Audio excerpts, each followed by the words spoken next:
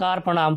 उम्मीद है कि आप सब अच्छे होंगे और बिना स्किप किए हुए पूरा वीडियो को अवश्य देखेंगे। मैं अंकित सर एक बार फिर से नए वीडियो में नए अपडेट के साथ स्वागत करते हैं। आज का जो वीडियो है वह है GDS Jharkhand post office vacancy के बारे में बताएंगे। ठीक, किस बारे में बताएंगे? तो झारखंड पोस्ट ऑफिस के बारे में चर्चा हम करेंगे। ठीक है, इसके बारे में हम आपको आज विस्तृत जानकारी देंगे।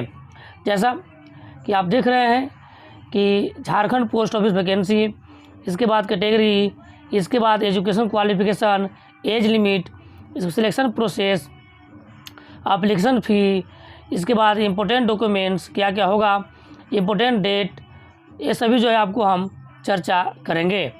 आप बने रहें इस वीडियो में। आइए, इस वीडियो में जो है आपको झारखंड पोस्ट ऑफिस वैकेंसी 2025 के बारे में चर्चा करेंगे। अथॉरिटी कौन है? तो ministry of communication, department of post, government of India. ठीक है, नंबर ऑफ पोस्ट कितना है? तो वैकेंसी टोटल कितना आपका है? तो 822 है। जब आप नियुक्त होते हैं तो आपका सैलरी कितना मिलेगा? तो 12,000 से लेकर के 29,000 के बीच में आपको पेमेंट होगी। अप्लाई प्रोसेस क्या है आपका? तो ऑनलाइन मोड से आपका अप्लाई है। किस मोड से है? तो आपका है ऑनलाइन मोड से। अब रही बात एप्लीकेशन फ़ी, जब फॉर्म भरिएगा आप तो आपको कितना फीस लगेगा? वो लगेगा मात्र 100 रुपये। कितना लगेगा? मात्र 100 रुपये। अब देखिए आपका स्टार्टिंग डेट कब से? तो आपका जो है फॉर्म भरने का स्टार्ट डेट जो है वह है 10 फरवरी 2025 से जो प्रारंभ हो चुका है, और अंतिम तिथि जो है फॉर्म भरने का वह है 3 मार्च 2025।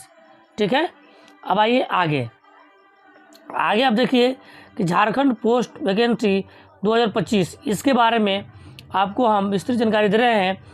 इसमें जो महत्वपूर्ण क्या है आप तो अभी जान चुके हैं कि 10 फरवरी 2025 शुरू हो जाएगी। वैकेंसी किस प्रकार की है? तो GDS है, ग्रामीण डाक सेवा के लिए है। ठीक है, और अंतिम कब आपका होगा फॉर्म भरने का? 3 मार्च 2025। और बाद किस वेबसाइट के माध्यम से भरिएगा आप? तो इंडिया पोस्ट GDS online.gov.in में जा कर के आवेदन आप कर सकते हैं।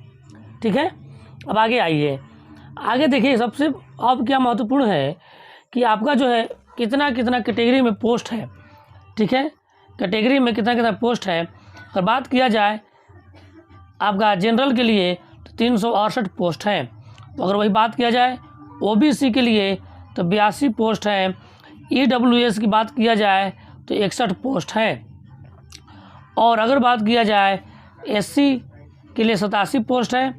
ST के लिए जो है 201 पोस्ट है। और अगर वही बात किया जाए PWDA के लिए 6 पोस्ट है। PWDB के लिए 10 पोस्ट है। PWDC के लिए 5 पोस्ट है। PWDE के लिए 2 पोस्ट है। यानी कुल मिलाकर जो आपका हुआ पोस्ट वो कितना हुआ? 822 पोस्ट हुआ। ठीक है, अब आइए आगे, सबसे महत्वपूर्ण पॉइंट क्या है?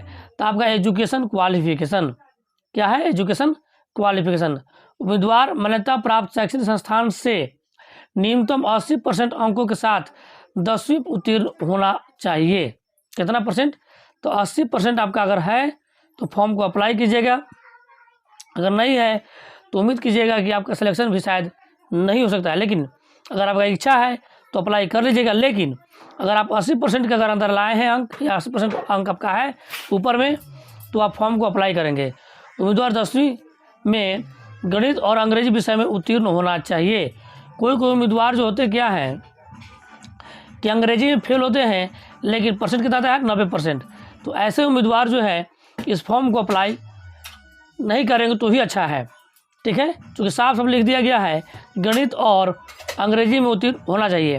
उम्मीदवार को स्थानीय भाषा का ज्ञान होना चाहिए। ठीक है, यानी लोकल लैंग्वेज। उम्मीदवार को कंप्यूटर का ज्ञान होना चाहिए, साइकिल चलाना आना चाहिए, के साथ साथ आजीविका के प्राप्त साधन होना चाहिए। अब महत्वपूर्ण पॉइंट कि आपका एज कितना है और उम्र सीमा कितना है। तो उम्मीदवार का उम्र सीमा जो 18 से लेकर के 40 वर्ष है। आरक्षित वर्गों के लिए छूट लागू रहेगा, यानी 5 वर्ष जिसको मिलता है 5 मिलेगा, और जिसको 3 वर्ष मिलता है उनको 3 वर्ष की छूट भी मिलेगा। ठीक है, अब आगे आइए। सिलेक्शन प्रोसेस किस पर होगा, आप पहले ही चर्चा कर चुके हैं आपको हम कि 10th पर जो आपका मार्क्स रहेगा, अगर 80% से ऊपर मार्क्स आपका है तो आपको उम्मीद है कि आप मेरिट लिस्ट के अंदर में आ सकते हैं। ठीक है, अगर आप 80% से कम में आप हैं तो मेरिट लिस्ट से आप बाहर हो सकते हैं। अब आगे आइए।